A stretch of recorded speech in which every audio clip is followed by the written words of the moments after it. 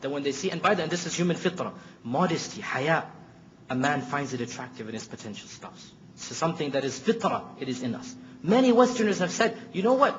I'm not attracted to these women who display their beauty everywhere. I find them cheap. But the Muslim women, when they wear their hijab, they look very beautiful innerly. That the inner beauty comes out. I'm attracted to that. What are you going to say when you've just told him that the purpose of the hijab is not to attract women? He says, I'm more attracted to the hijab. You're going to say, in that case, don't wear the hijab?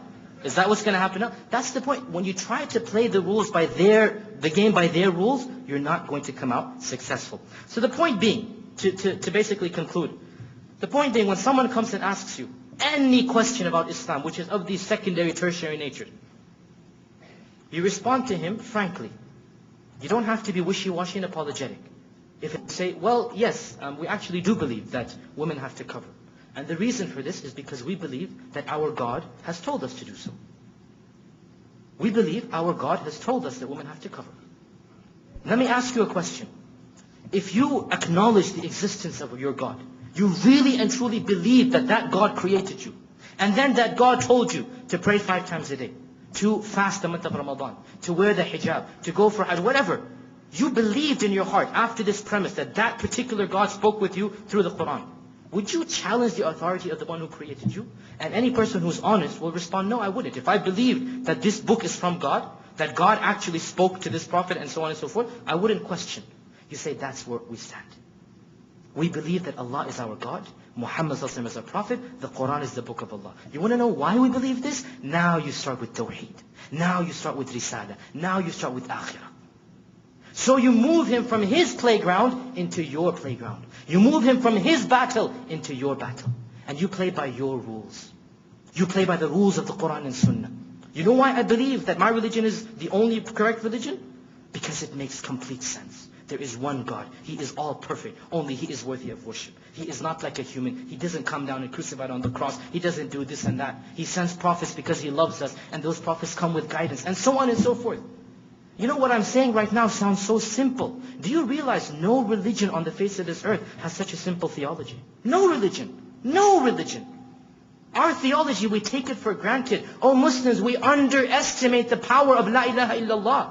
We underestimate the power of La ilaha illallah. Why are you arguing about the economic system and the prohibition of interest and hijab when you have the weapon of La ilaha illallah on your side? How can they possibly argue with La ilaha illallah? How? When you move it into this playground, when you start playing by your rules, wallahi, they have no defense mechanism. You will leave them dumbfounded.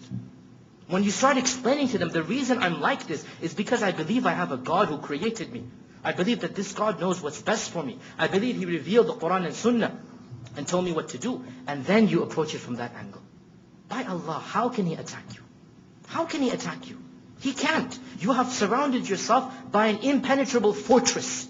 And your enemy has no fortress at all. The theology of every religion, you can easily critique it and destroy it. So the point is that when people come to you and bring forth these, accusations, whatever it might be, whether it be the hudud, whether it be women's roles, whether it be, the economic system, whatever it might be. If it's true, if it's not true, you obviously say, well, this is not a part of Islam. Female genital mutilation is not a part of Islam. Openly, it's not, there's no ifs, ands, or buts about it. What's happening in certain countries completely goes against our Sharia. You don't have to defend that, obviously. You shouldn't defend that. But if they come to you with something which is Islamic, then if you be wishy-washy, if you're embarrassed about your own faith, if you feel inferior because of the iman Allah gave you, firstly, that's a problem. Secondly, how do you expect izzah to come when you feel already inferior to this person who doesn't believe in Allah and His Messenger? How do you expect Allah to give you izzah? Thirdly, as I said, because He's invented the rules, you're never going to win Him at His game. He will always be the winner. Once He finishes this topic, He'll move on to another, and then a third, and then a fourth. And that's exactly what's happening in our times.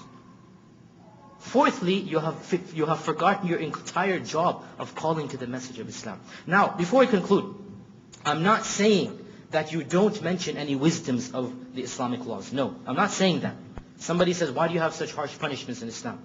Well, you say, firstly, well, because we believe Islam is a complete way of life, and that our Lord has told us what the punishment of stealing of this and this is. Then, after you have this impenetrable fortress, then you move on to the secondary issues. We also believe, for example, that an eye for an eye and a tooth for a tooth is very beneficial to society. that cutting off the hands of the thieves, for example, and doing this and that. We believe that the one problem that will happen to this person, it will bring about a benefit in an entire nation. And we see statistics to prove it, that Muslim countries that implement the hudud are safer, less rape, less stealing, less this and that than other countries. I'm not saying don't use that. What I am saying, make sure that's not your primary weapon. Leave it to be your secondary, no problem. And if they attack the secondary, you can always move back to the primary. But the primary shield, the primary response, always has to go back to tawheed. Always has to go back to theology. I do this because my Lord told me to. What are you going to do about that? How are you possibly going to argue with that? That is your primary battleground. And I conclude by stating that don't be embarrassed of your religion. Be proud of what Allah subhanahu wa ta'ala gave you. This is a type of pride which is not bad. It is a pride that comes with iman. To be proud of a Muslim, you shouldn't be embarrassed of being a Muslim. You shouldn't have to justify and defend what you know to be true. Be proud. Don't be wishy-washy. Don't be apologetic. And realize that when you approach them in this manner, when you approach them from methodologies and from ideas and from theologies which they cannot refute, you don't have to worry about being on the defensive. Rather, you can go on the offensive and start calling to them to the fundamental of all fundamentals, which is Ashhadu an la ilaha illallah wa ashhadu anna Muhammadan Rasulullah. I conclude by stating that Islam has been attacked throughout the centuries from many different angles. It's not the first time. It's not the first time there's a clash of civilizations. It's not the first time the two cultures or three cultures have come and there's a tug and war between the two. For many Muslims sitting here, they don't know of the previous cultures and clashes. Read Islamic history, read theology, read usul and fiqh and everything. You will understand this is not the first time. And when you understand that, and you look at the responses of what happened in the past, apply it to our times as well. And realize that izzah from Allah subhanahu wa ta'ala only comes through iman and taqwa. مَنْ كَانَ يُرِيدُ الْعِزَّةَ فَلِلَّهِ الْعِزَّةُ جَمِيعًا. Whoever wishes for honor and glory, let him know that Allah and only Allah subhanahu wa ta'ala is the source of that honor and glory. Islam is the pure religion of Allah. And we have to leave it pure, unadulterated. Something which is divine, we don't mix it with something which is man-made. Something which is perfect in and of itself, we don't need to turn to other ethics, other moral systems, other cultures to try to prove it. We have the religion of Allah subhanahu wa ta'ala, and we're proud of it, and we're never going to apologize about what Allah subhanahu wa ta'ala told us to do. وآخر دعوانا أن الحمد لله رب العالمين وصلى الله وسلم وبارك على عبده رسول محمد وآله وصحبه أجمعين.